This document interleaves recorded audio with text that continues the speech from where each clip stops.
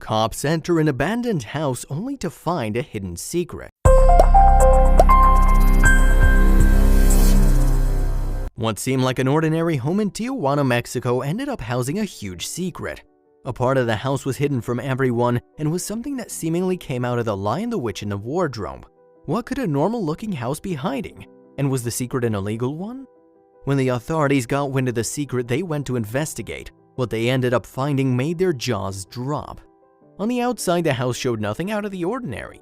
Even inside, it was your stereotypical family home consisting of a living room, bedrooms, bathroom, and a kitchen.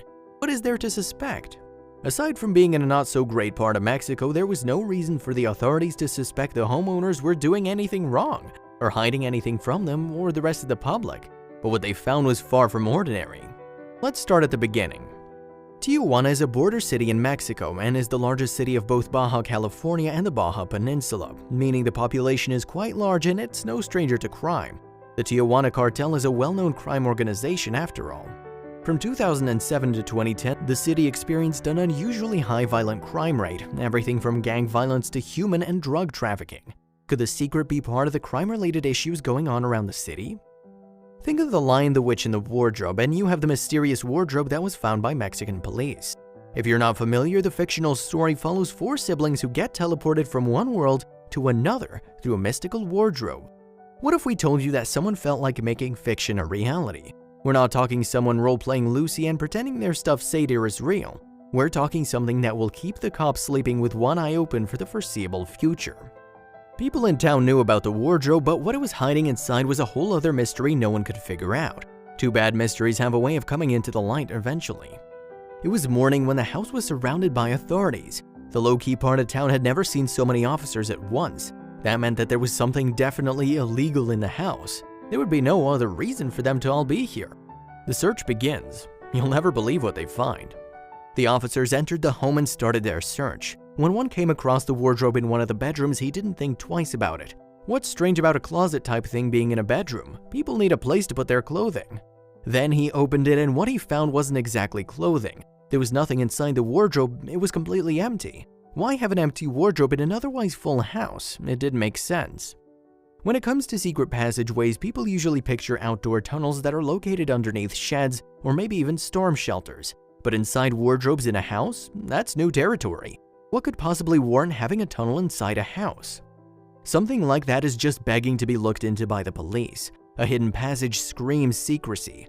Only thing is, the cops didn't find a tunnel exactly. It was something else altogether and you'll never guess what. When the officer opened the wardrobe, he wasn't at all that surprised to see a hole in the ground. They were tipped off that there was a tunnel located somewhere in the house after all. What he wasn't prepared for was the elevator. An elevator going down into the earth? Yeah, they weren't expecting to find anything of the sort. There were even switches installed into the wall. So now the question begins, where does the elevator lead to? The makeshift elevator was large enough to accommodate 8 to 10 people at a time, so the officers huddled in, pressed some of the buttons, and down they went. You have to give the officers major props. Many people wouldn't get into an old elevator that they found inside of a weird wardrobe. They had no idea what they were gonna see once the elevator doors opened, but the officers weren't expecting to see this. The doors opened and in front of them was a tiny opening that they would have to army crawl through. It got a little better once they got past the original claustrophobic part of the journey. The tiny entrance involved a harsh climb but turned into a 5 feet by 3 feet tunnel that they soon realized stretched well over 500 feet long.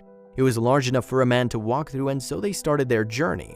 The exit of the tunnel ended up being a bit north in San Diego, California, and was small enough that a simple trash can could cover the hole entirely.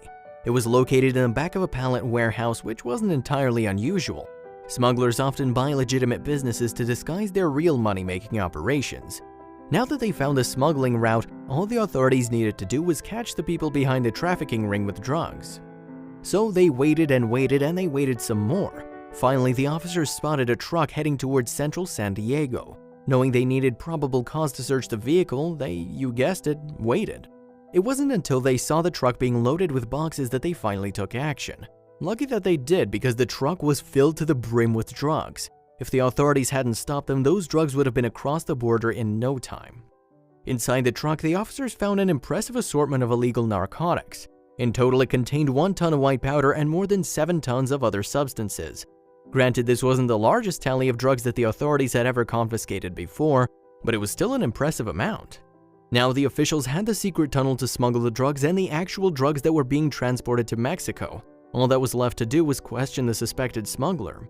When everything was said and done, authorities ended up arresting 6 people: 1 American, 2 Cubans, and 3 Mexicans.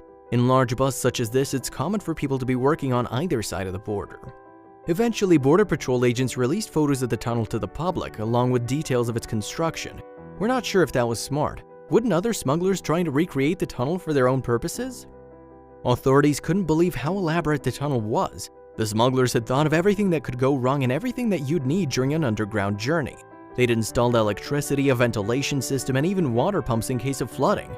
Probably not something you'd have to worry about in Southern California or Mexico, but better be safe than sorry. What made the tunnel even more remarkable was that they constructed it without machines. The entire thing was dug by hand.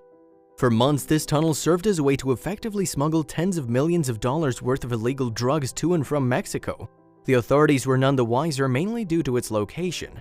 The smugglers were smart with this one aspect. They constructed the tunnel in a very busy part of San Diego with a hidden entrance in a quiet part of Tijuana. Who'd think to look in either one of those locations?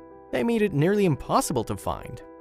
Unfortunately, tunnels such as this are not at all uncommon among smugglers. Since 2006, authorities have found 13 similar situations, and while the police were monitoring the pallet warehouse for a year prior to making their bust, there's no telling how long these tunnels have been in use.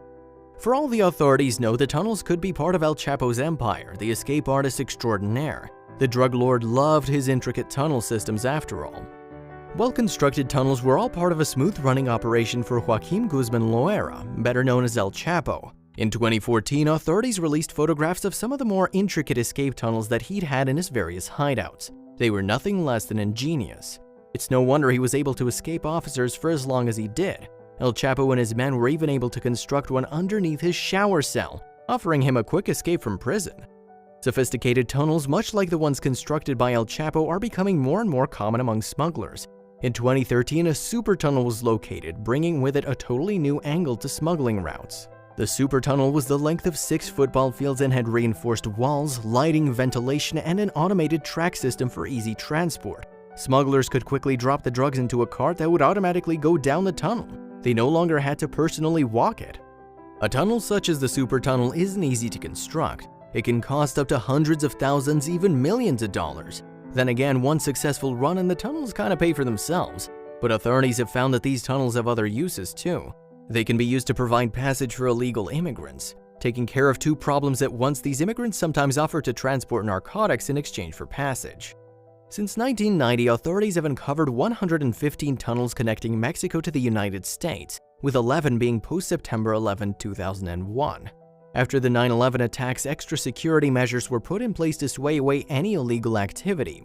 The upgraded airport systems made it so drug traffickers had no other choice but to start digging tunnels. That or give up the trade altogether. Fortunately, for every tunnel that's discovered, authorities have been able to find and shut down 2 more unfinished ones.